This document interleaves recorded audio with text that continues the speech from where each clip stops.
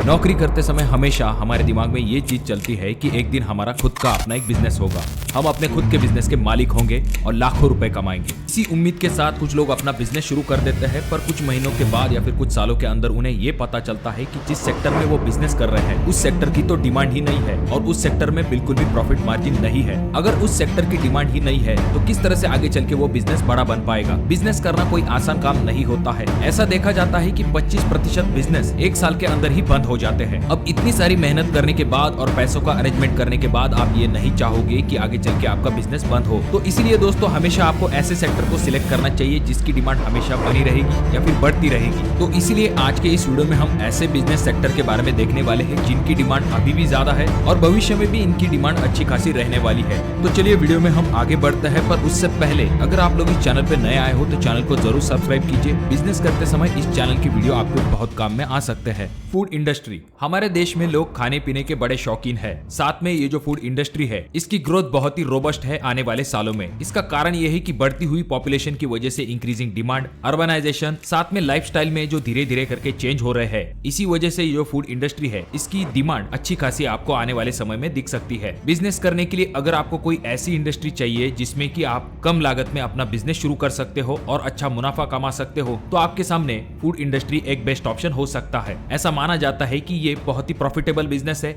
इसमें जो profit margin है वो 20 से लेकर 30% तक भी हो सकता है। अब इतना प्रॉफिट मार्जिन आपको दूसरी इंडस्ट्री में जल्दी दिखाई नहीं देगा। और ये जो फूड इंडस्ट्री है ये आने वाले सालों में 8% से भी ज्यादा CAGR से ग्रो होने वाली है। ये जो फूड इंडस्ट्री का बिजनेस है ये बहुत ही डाइवर्सिफाई है। इसमें आपके सामने बहुत सारे ऑप्शंस होते हैं, जैसे कि आप स्ट्रीट फूड से भी शुरू कर सकते हो, साथ में आप hotel, beverage industry, dairy product, process food, cloud kitchen ऐसे ऑप्शन की तरफ भी जा सकते हो। साथ में आपने ऐसा भी देखा होगा अगर आपको कोई बड़ी चीज करनी है तो आपके सामने जोमेटो, स्विगी ऐसे नाम आ जाते हैं जिन्होंने की फूड डिलीवरी का सिस्टम ही चेंज कर दिया है। और जैसा कि हम सब जानते हैं, फिर चाहे मैकडोनल्ड हो, स्टारबक्स, कोको कोला, आज ये दुनिया की बड़ी कंपनियों में से एक आती है और ये कंपनियां भी आती है फूड इंडस्ट्री से। और हमारे देश में अगर हम बात करें तो आपको पता है कि, और अगर हम हमारे देश की बात करते हैं तो पार्ले के जो प्रोडक्ट है उनके बारे में आपको जरूर पता होगा। यानी कि यहाँ पर पॉसिबिलिटी बहुत सारी है और साथ में आपके सामने कम लागत से अच्छा मुनाफा कमाने के भी चांसेस ज्यादा होते हैं। तो इसी वजह से आप फूड इंडस्ट्री के बारे में जरूर सोच सकते हो।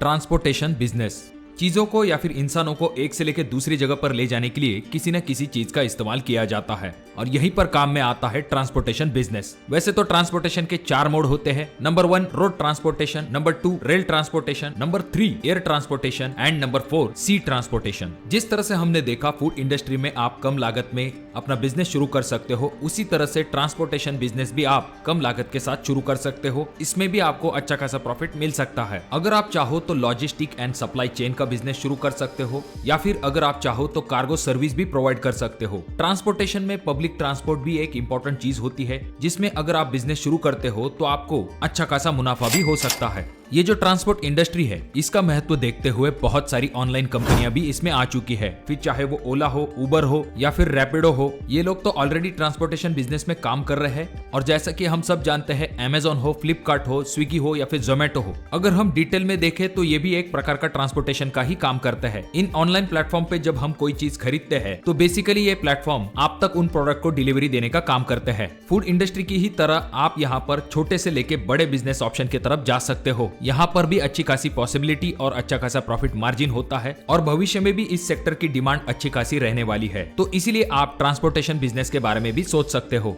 एजुकेशन सेक्टर, फिर चाहे कोई गरीब इंसान हो या फिर अमीर इंसान हो, हर कोई चाहता है कि उनके बच्चों को अच्छे से अच्छी शिक्षा मिले जिनसे कि वो बच्चे पढ़ लिख के बड़े आदमी बन जाएं। इसीलिए हमारे देश में लोग खास करके शिक्षा को अच्छा खासा महत्व देते हैं और जब कभी बच्चों की पढ़ाई की बात आती है तो वहाँ पर लोग पैसे खर्च करने के लिए बिल्कुल भी पीछे नहीं हटते हैं। तो इसीलिए एजुकेशन सेक्टर आपके लिए एक अच्छी बिजनेस अपॉर्चुनिटी हो सकती है। इस सेक्टर में आप स्कूल के बच्चों की क्लासेस से लेके कॉलेज के बच्चों के क्लास ले सकते हो। जैसा कि हम सब जानते हैं हमारे देश में सरकारी नौकरी की क्रेज कितनी ज्यादा है, तो इन्हीं एग्जाम के प्रिपरेशन के लिए कुछ क्लासेस ली जाती है। तो बिजनेस करने के लिए आप उस ऑप्शन की तरफ भी जा सकते हो। बहुत सारी जगह पर आपने ऐसा देखा होगा कि ओनर जो है वो क्लासेस नहीं लेते हैं, वो सिर्फ मैनेजमेंट देखते हैं। उन्होंने टीचर को हायर किया होता है जो कि बच्चों को पढ़ाने का काम करते हैं। और अगर आप में कुछ अदर स्किल्स है, जैसे कि आप कोई म्यूजिक इंस्ट्रूमेंट अच्छे तरीके से बजा लेते हो, तो आप उन्हें भी क्लासेस के थ्रू सिखा सकते हो। या फिर अगर आपको अच्छे तरीके से वीडियो एडिटिंग आती है तो आप ऑनलाइन भी लोगों को सिखा सकते हो। और ऑनलाइन से याद आया, आपने जैसा कि देखा होगा आजकल इस एजुकेशन इंडस्ट्री में बड़े बड़े जायंट्स आ चुके हैं, जैसे कि अनअकैडमी, बायजूस, फिजिक्स वाला, यूडेमी। इस तरह के ऑनलाइन प्लेटफॉर्म आ चुके हैं जहां पर लोग एजुकेशन सेक्टर में ही बड़ा बिजनेस कर रहे हैं। ये जो एजुकेशन सेक्टर है, इसी से जुड़े हुए और भी बिजनेस होते हैं। और हाल फिलहाल में आपने देखा होगा डॉम्स कंपनी का आईपीओ भी आया था। और ये जो डॉम्स कंपनी है पूरी तरह से फोकस करता है एजुकेशन सेक्टर के ऊपर, यानी कि बच्चों के लिए जो कोई भी इंपॉर्टेंट चीजें होती है, फिर चाहे वो स्केल हो, इरेजर हो या फिर पेंसिल हो, ऐसी सभी चीजों को बनाने का काम ये डॉम्स कंपनी करती है। तो इस तरह की बहुत सारी अपॉर्चुनिटी होने के कारण आप एजुकेशन सेक्टर के बारे में भी सोच सकते हो। Medical industry.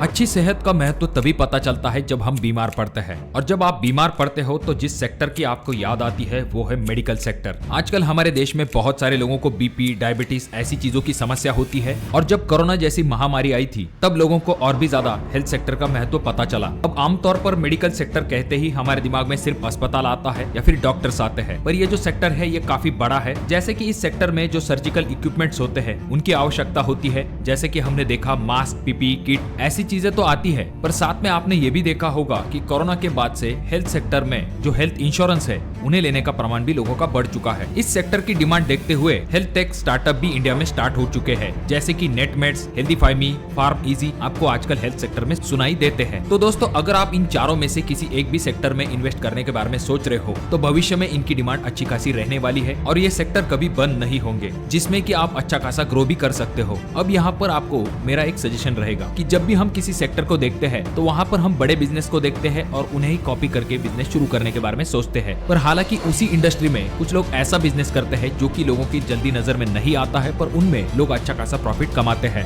अब ऐसे बिजनेस करने का फायदा ये होता है कि यहाँ पर कंपटीशन कम होता है और अच्छा खासा प्रॉफिट भी होता है। तो आपको ऐसे बिजनेस को जरूर आइडेंटिफाई कर लेना चाहिए, और वहाँ पर अगर आप बिजनेस करते हो तो आपको अच्छा खासा मुनाफा भी हो सकता है। और अगर आप इनमें से किसी एक सेक्टर के बारे में डिटेल में जानना चाहते हो तो कमेंट बॉक्स में कमेंट जरूर कीजिए, उसके ऊपर हम वीडियो बनाने की जरूर कोशिश करेंगे। वीडियो अगर आपको अच्छा लगा हो तो जरूर इसे लाइक कर दीजिए। चैनल पे अगर आप लोग नए आए हो तो चैनल को जरूर सब्सक्राइब कीजिए, क्योंकि ये चैनल बिजनेस करते समय आपके बहुत काम में आ सकता है। और वीडियो बहुत ज्यादा ही अच्छी लगी हो तो अपने दोस्तों के साथ शेयर कर दीजिए। और अगर आप बिजनेस शुरू करना चाहते हो पर पैसे की दिक्कत है तो पैसे कहां से लाए, इसके बारे में अगर आप जानना चाहते हो तो इस वीडियो पे जरूर क्लिक कीजिए।